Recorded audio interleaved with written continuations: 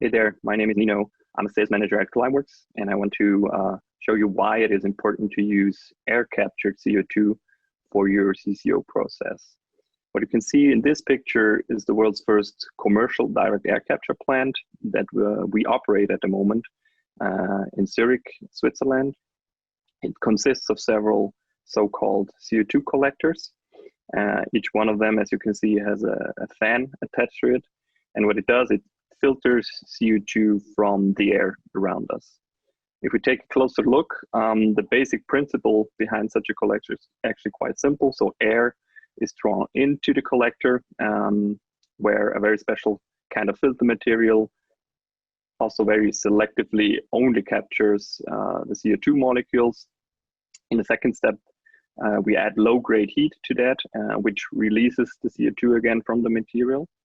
And then after that, we basically have two different kinds of products. So we have the pure CO2, the industrial gas, the physical gas that you can use for further processing.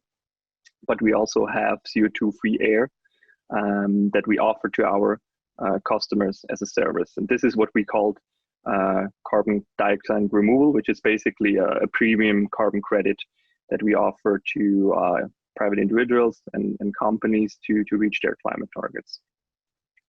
How does carbon dioxide removal actually works?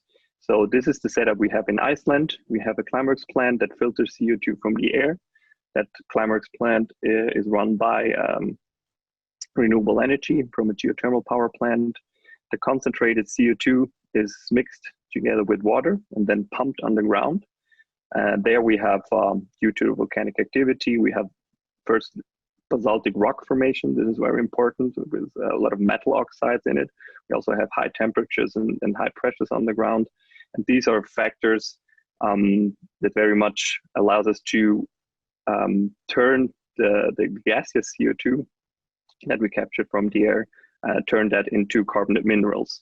So we turn CO2 from the air into stone. And as you can imagine, this process is very precise because we can, with the flow meter inside our direct air capture plant, we can measure exactly how much CO2 that we captured and then how much CO2 is permanently stored and safely stored away from the atmosphere. This is a picture of the geothermal power plant. You can see here, you have the injection wells on the right side. You have we have a drill core. Gray is the basaltic rock with the different pores you can see inside that pores. Is the white spots.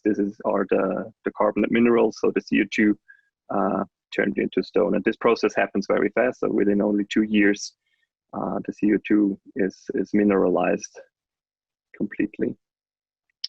If we're looking at CCU, we see the biggest potential in the production of renewable fuels in the future.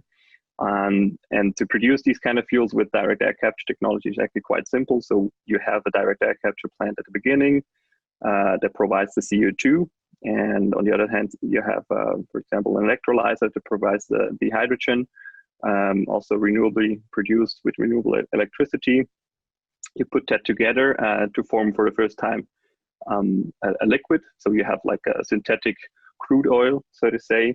And this crude oil can be refined within the existing refining infrastructure that we have from the big oil companies, and can be turned into different kinds of fuels: kerosene, gasoline, diesel, or basically all carbon-based products that we have today.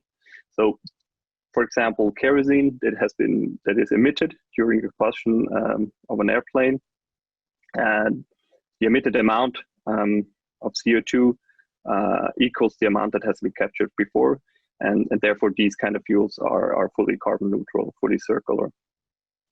The main advantage of that of direct air capture CO2 for your CCU process is that we can close the carbon cycle with it. And why is that important? If we look into the future, by 2050, the world needs to reach net zero emissions, so we cannot emit a single ton of CO2 into the atmosphere anymore. So we need to go to a fully circular economy. And if we if we look at fuels that are produced from emission sources today, for example, from point sources, which are mainly carbon-based or fossil-based, sorry, they capture the CO2 and they turn it into a fuel. They recycle it, but then during the combustion, the CO2 is released again into the atmosphere. And this process accumulates still the CO2 concentration in the atmosphere. And yeah, by 2050, by reaching net zero, we cannot do that anymore. So these fuels need to come from a sustainable CO2 source like the air. Yeah, thank you very much. Happy to answer your questions. So thank you so much, Nino, for the presentation. Do we have Nino on the line? Yeah, I'm here. Hello, everybody. Perfect. So we have a couple of questions here from the audience. Question number one is, what is the biggest challenge you are facing with direct air carbon capture, and how do you plan on addressing it? Well, good question. Maybe there are a lot of answers to that, but I mean, the biggest challenge for direct air capture, I would say, is to become climate relevant, or at least that's our target. That's what we need to achieve to reach the 1.5 degrees target. Yeah, so we need to scale up the ClimeWorks, the direct air capture technology, to a scale where we really capture billions of tons of CO2 from the air, and this is a tremendous challenge. So, like, I mean, now we've already came really far. So from like 10 years ago, when Christoph and Jan, our founders, started in a lab capturing milligrams, now we're capturing several thousands of tons, but we have to go to billions of tons within, I don't know, only 20 or 30 years. So this is definitely the biggest challenge. And yeah, we're facing that challenge. We're building up the team, the infrastructure to reduce our plants. When I started 3 years ago, we were 30 people. Now we're over 100. So we're growing, and we want to scale up the technology to become climate relevant. Mm-hmm. Mm-hmm. Wonderful. So next question is, who are your main customers or top paying clients? Main customers, yeah, I mean, we have a collaboration with Audi Automobiles, the German car manufacturer. They have been an early supporter of our technology. They bought some of our direct air capture units to produce synthetic fuels, for example. We deliver CO2 to Coca-Cola, to carbonated beverages.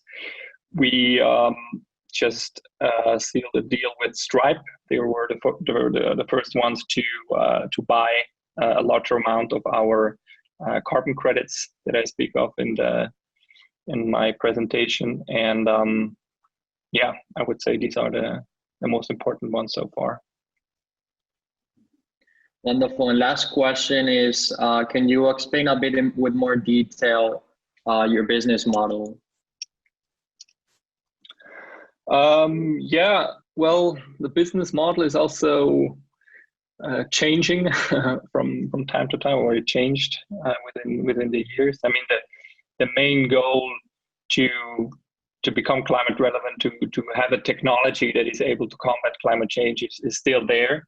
How we make money changed from time to time, like I said. I mean, we started off as a pure technology supplier, so selling our direct air capture machines.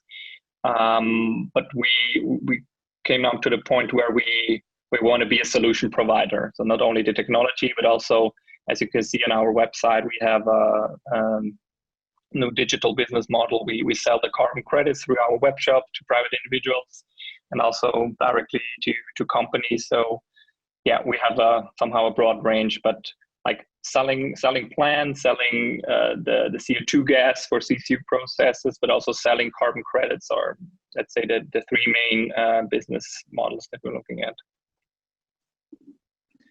Great, wonderful. So thank you so much, Nino, for joining. We really appreciate you joining at this time, especially considering the time zone. So we hope that you have a great rest of your day. Thank you very much. Happy to talk to you guys, and yeah, you can contact me anytime if you have further questions. Thanks.